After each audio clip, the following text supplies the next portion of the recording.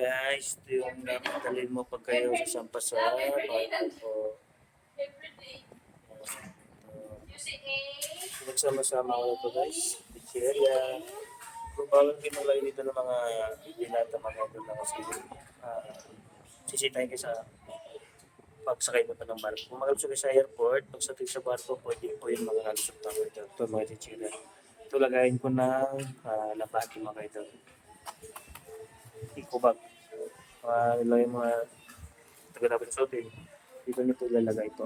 So, mayroon na yung pansit canton. Pansit canton mga ito. Mga gamot po mga kaito. Kompleto tayo mga kaito. Sabon.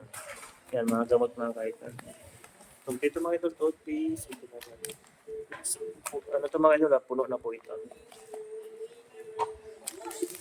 Then, dito naman po mga kaito sa side. Ito na po yung, ito medyo magulo mga kaito. Pasensya na kayo. So, meron na tayong bedsheet. Ito yung towel ko. Punda po.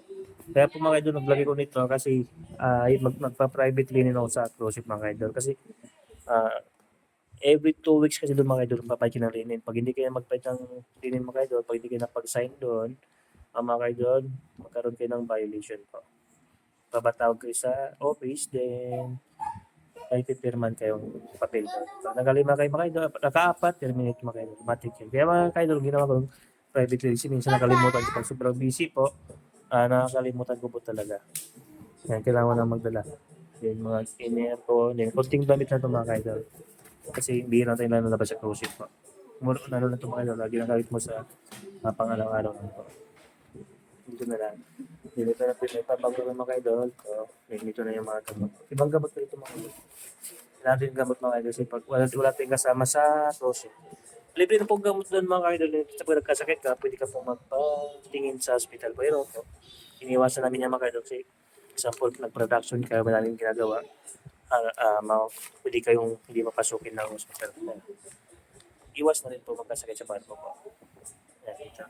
Pero po lahat mga kaidol lang. Isang bagay ko mga kaidol dito, ito, pagkain na to. Kain sabon, pinagsama-sama mga kaidol na mulo na-close naman siya. Sama-sama ko na yan. Sama-sama ko na po.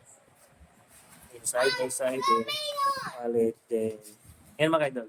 Yan mga idol, bawat maganda ng dilata doon sa battery. Walang plastic mga idol.